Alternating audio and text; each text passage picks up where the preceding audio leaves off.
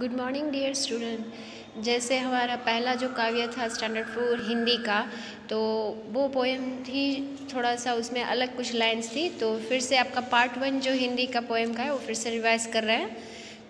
तो वो भी आपको अभी ये नए वाला है वो लिखना है आपकी नोटबुक में।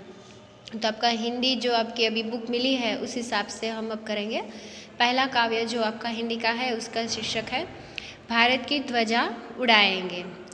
तो यहाँ से हम जो काव्य है तो वहाँ पे काव्य में कवि जो है उसने बच्चों के माध्यम से बताया है कि देश की रक्षा करने के लिए बच्चे कितने उत्साहित हैं। उनके जीवन में चाहे कितनी भी बाधाएं आए, चाहे रास्ते में, चाहे बारिश हो, चाहे कोई भी सामना करना पड़े, पर वो अपना भारत देश का जो ध्वज है उसे नीचे नहीं गिरने देंगे और ना ही वो रुकेंगे, आगे बढ़ते जाएंगे। और चाहे उनको पहाड़ भी चढ़ना पड़े, चाहे उनके जीत के लिए पहाड़ जैसी परिस्थिति है उसको भी उनको पार करना पड़े, तो भी वो भारत के लिए अपना ध्वजा है वो आगे ही रखेंगे और ऐसे ही वो लहराता हुआ रखेंगे और अपने देश की रक्षा करेंगे। तो आइए हम यहाँ पे थोड़ा सा काव्य की पंक्ति के अनुसार थोड़ा सा हम समझेंगे कि कवि क्या कहना चाहते हैं। तो पहला ही जो लाइन है आपकी बुक में, हम नन्हे नन्हे बच्चे हैं, नादान उम्र के कच्चे हैं। यानी हम बच्चे नन्हे हैं, उम्र के कच्चे हैं, पर अपनी धुन के सच्चे हैं। बच्चे हैं वो छोटे हैं उम्र के, चाहे वो कच्चे हैं, लेकिन उनका जो धुन, उनकी जो एक है ना एक लगन है वो उनकी सच्ची है अपने देश के प्रति। और फिर वो बता रहे हैं कि माता की जय जय गाएंगे, भारत की ध्वजा उड़ाएंगे। वो यही कह रहे हैं कि उम्र हमारी चाहे कितनी भी छोटी क्यों ना हो, हम नादान दिखते हैं, लेकिन हमारा जो विश्वास है अपने देश के प्रति, एक लगन जो है वो सच्ची है कि हम अपना भारत देश का ध्वजा उड़ाएंगे, यानी लहराता हुआ रखेंगे। और फिर दूसरी जो पंक्ति है उसमें दिया गया है, अपना पथ कभी न छोड़ेंगे, अपना प्रण कभी न तोड़ेंगे। तो बच्चे कह रहे हैं कि पथ हम अपना जो देश के लिए भारत का जो ध्वजा है उस ध्वज को हम लहराते हुए रखेंगे, और पथ में चाहे कितनी भी बाधाएं आए पर हम अपना पथ नहीं बदलेंगे, उसी पथ पर, विजय के पथ पर चलते रहेंगे। अपना प्रण कभी न तोड़ेंगे। प्रण यानी चाहे हमें मुश्किल का सामना करना पड़े, पर हमने जो एक निश्चय किया है पक्का कि नहीं, हमें चाहे कुछ भी करना पड़े, चाहे जान भी देनी पड़े, पर अपने प्रण को कभी नहीं तोड़ेंगे। यानी एक वादा किया है अपने देश के प्रति, तो वो कायम रखेंगे। फिर आगे समझाया है कवि ने, हिम्मत से नाता जोड़ेंगे, हम हिमगिरी पर चढ़ जाएंगे। बच्चे हैं वो हिम्मत से अपना नाता, यानी जो उनका जो कहे ना एक विश्वास है, वो हिम्मत है, वो ये जुड़े रखेंगे, अपना हिम्मत कभी नहीं तोड़ेंगे। एक विश्वास है कि नहीं, जीत हमारी है, वो कभी नहीं वो अपना विश्वास तोड़ेंगे, अपनी हिम्मत बनाए रखेंगे। और हिम्मत बनाने के लिए वो बोल रहे हैं कि चाहे हमें पहाड़ भी, हिमगिरी यानी हिमालय, पहाड़, हिमालय जैसा पहाड़ भी अगर रास्ते में, यानी हिमालय जैसी परिस्थिति भी इतनी आए तो भी हम हैं वो आगे बढ़ते जाएंगे, भारत की ध्वजा उड़ाएंगे। जननी की जय जय बोलेंगे, अपनी ताकत को तोलेंगे। जननी यानी यहाँ पे जननी है वो भारत देश के प्रति बताई है कि भारत माता की जय जय बोलेंगे, अपनी ताकत को तोलेंगे, यानी हम अपनी ताकत दिखाएंगे कि हम अपने देश के लिए क्या कर सकते हैं। अपने देश की ध्वजा के लिए हम अपनी जान भी कुर्बान कर सकते हैं, पर अपना देश का जो महानता, अपने देश की आज तक जिन्होंने अपना जीवन बलिदान दिया है, तो वो उनका बलिदान हम ऐसे ही नहीं जाने देंगे। तो हमें भी अगर कुछ करने का मौका मिलता है तो हम अपनी ताकत पूरी तरह से लगा के देश को आगे रखेंगे। बड़े द्वार विजय का खोलेंगे, हम धीर वीर कहलाएंगे। चाहे कितने भी द्वार बंद हैं, मुश्किल वाले द्वार हैं, उन द्वार को कहते हैं कि पार करके, उन द्वारों को हम मुश्किलों का सामना करके वो विजय के द्वार भी हम खोलेंगे, यानी विजय का द्वार भी उनके लिए खुल जाता है अगर वो अपने निश्चय पर अड़े रहते हैं और आगे बढ़ने की जो उन्होंने प्रण लिया है उस प्रण से वो आगे बढ़ते जाते हैं। तो स्वाभाविक है कि उनके द्वार जो विजय है उनके हाथ में, यानी विजय उनकी निश्चिंत है। हम धीर वीर कहलाएंगे। धीर वीर यानी वो ऐसे बच्चे हैं कि जिनको धीरज है कि नहीं, आज हमारी जीत तो पक्की ही है, चाहे कितनी ही मुश्किल ही क्यों ना आए, हम अपनी वीरता से आगे बढ़ते जाएंगे और देश का ध्वजा है वो उड़ाएंगे। तो हम धीर वीर कहलाएंगे, भारत की ध्वजा उड़ाएंगे।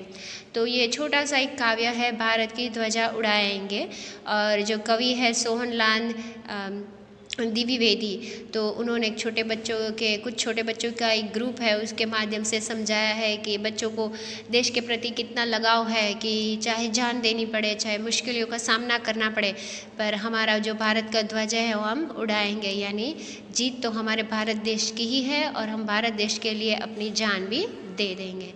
ओके स्टूडेंट्स, तो ये हमारा जो पहला काव्य था वो है, और उसके रिलेटेड जो आपके पहला जो काव्य ये था पर उसमें कुछ चेंजेस था, तो अभी ये नई बुक के हिसाब से है, तो यहाँ पे कुछ हार्ड वर्ड्स है आपकी पोएम के अनुसार, तो वो भी आपको एक बार समझा देते हैं।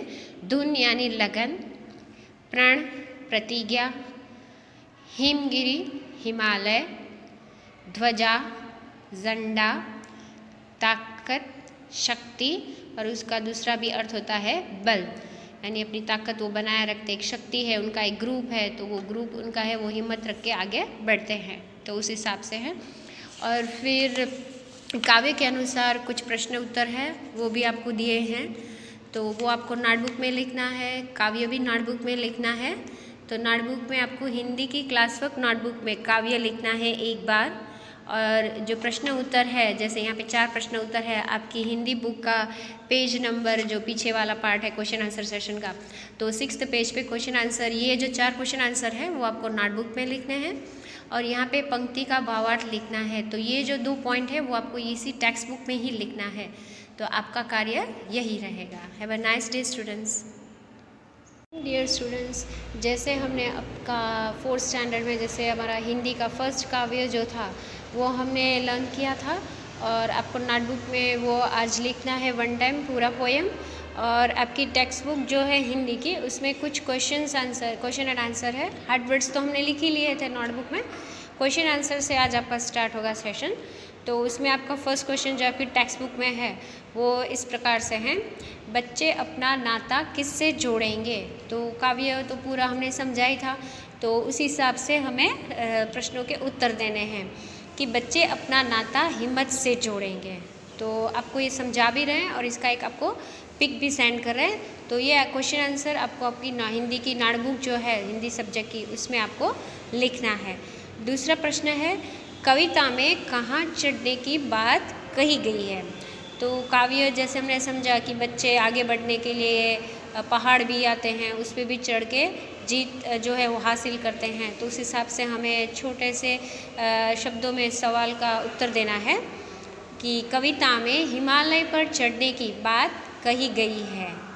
और तीसरा प्रश्न जो आपका है कि नन्हे बच्चे क्या कहलाएंगे। तो नन्हे बच्चे धीर वीर कहलाएंगे। तो क्वेश्चन आंसर्स जो आपके हैं उसके आपको आंसर्स लिखने हैं, क्वेश्चन भी लिखना है और आंसर भी लिखना है। और आपका जो 4th क्वेश्चन है वो ऐसे है कि बच्चे किसकी जय बोलेंगे। तो बच्चे जननी की जय बोलेंगे। जननी यानी धरती माता की जय बोलेंगे।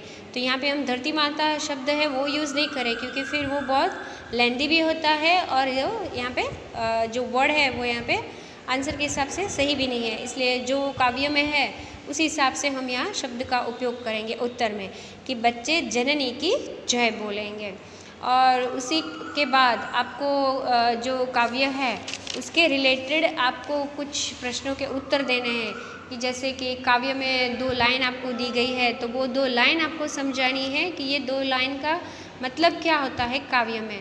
तो काव्य के जब शुरुआत की थी हमने तभी भी समझाया था, और यहाँ पे आपके काव्य की 2 लाइन है, जैसे ये फर्स्ट हमने लिखा है कि निम्नलिखित पंक्तियों का भाव लिखो।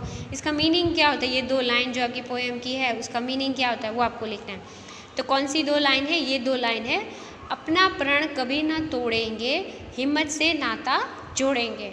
तो वैसे तो बहुत रिप्लाई जो इसका हम दें तो वो बहुत बड़ा हो जाता है आंसर में, पर यहाँ पे हम कुछ शब्दों का उपयोग करके इसका हम उत्तर देंगे कि बच्चों ने जो प्रण, यहाँ में हमने ब्रैकेट में प्रतिज्ञा भी की है, अगर प्रण समझ में नहीं आ रहा है तो प्रतिज्ञा, बच्चों ने जो प्रण किया है वो चाहे कितनी भी मुश्किलें हो कभी नहीं तोड़ेंगे, अपनी हिम्मत से सामना करेंगे। तो ये 2 लाइन का मीनिंग आपको इतना शॉर्ट में लिखना है, ये आपको टेक्स्ट बुक में लिखना है। आपकी टेक्स्ट बुक जो है हिंदी की उसमें ऐसे 2 काव्य की 2 लाइन है और आपके 2 लाइन दी गई है जहाँ पे आपको इसका आंसर लिखना है, यानी भाव लिखना है, मीनिंग लिखना है। तो ये मीनिंग जो एरो वाला है वो आपको आपकी हिंदी की टेक्स्ट बुक में लिखना है कि बच्चों ने जो प्रण किया है वो चाहे कितनी भी मुश्किलें हो कभी भी नहीं तोड़ेंगे, अपनी हिम्मत से सामना करेंगे। फिर उसी काव्य में दूसरा जो 2 लाइन है, दूसरी पॉइंटों के हिसाब से आपको लिखना है कि अपनी ताकत को तोलेंगे बड़ द्वार। देखो यहाँ पे बड़ है, बंद नहीं है, बड़ द्वार विजय का खोलेंगे। तो इसका सिंपल सा आंसर आपको लिखना है, बच्चे अपनी ताकत बनाए रखेंगे, विजय होने के लिए आगे बढ़कर जीत का द्वार खोलेंगे। क्योंकि नहीं तो बहुत लंबा हो जाता है आंसर, तो हमें जो 2 लाइन दी है उस हिसाब से हमें छोटे से शब्दों का उपयोग करके इसका मीनिंग लिखना है कि जैसे हम आगे बढ़ते हैं तो चाहे कुछ भी हो जाए हम अपनी ताकत नहीं तोड़ेंगे, अपनी हिम्मत बनाए रखेंगे, और जो बंद द्वार है तो वो बंद द्वार तक हम मुश्किलें को पार करते हुए हम जीत प्राप्त करेंगे। तो तभी यहाँ पे कहा गया है कि बड़ द्वार विजय का खोलेंगे। तो हमारे लिए जो विजय के द्वार है वो हम खुद खोलेंगे आगे बढ़ के मुश्किलों का सामना करके। तो यहाँ छोटे शब्दों में फिर से समझा रहे हैं कि बच्चे अपनी ताकत बनाए रखेंगे, विजय होने के लिए आगे बढ़कर जीत का द्वार खोलेंगे। तो इसकी एक कॉपी है वो भी हम आपको सेंड करें। ये जो है मीनिंग की पंक्तियों का भाव लिखिए, ये आपको हिंदी की टेक्स्ट बुक में लिखना है। और जो क्वेश्चन आंसर यहाँ पे हैं आपके, जैसे बच्चे अपना नाता किससे जोड़ेंगे, कविता में कहाँ चढ़ने की बात कही गई है, नन्हे बच्चे क्या कहलाएंगे, बच्चे किसकी जय बोलेंगे, ये क्वेश्चन आंसर आपको नोटबुक में लिखना है, आपकी हिंदी की नोटबुक में। आपका फर्स्ट जो पोयम है, पहला काव्य जो है भारत की ध्वजा उड़ाएंगे, तो ये वो है।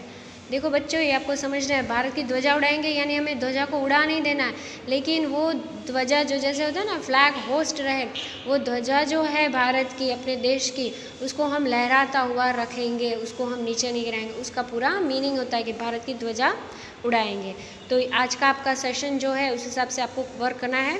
हिंदी की नोटबुक में क्वेश्चन आंसर 1 टाइम आपको लिखना है, और ये जो सेकंड पेज हम आपको दिखा रहे हैं कि मीनिंग लिखना है पोएम की लाइन का, first 2 line first point, second जो पॉइंट है उसमें 2 लाइन, इसका मीनिंग आपको टेक्स्ट बुक में, क्वेश्चन आंसर हिंदी नोटबुक में। ये जो हिंदी की जो काव्य की 2 लाइनें हैं, फर्स्ट पॉइंट और सेकंड पॉइंट 2 लाइन, वो आपको हिंदी टेक्स्ट बुक में इसका मीनिंग लिखना है। वहाँ पे 2 लाइन दी है आपको, सिर्फ ये एरो वाला, ये 3 लाइन के जो आंसर दिए मीनिंग के हिसाब से लिखने हैं, ये वाला। तो आज आपका वर्क ये रहेगा, टेक्स्ट बुक में 1 पेज है और नोटबुक में 1 page question answer. Have a nice day students.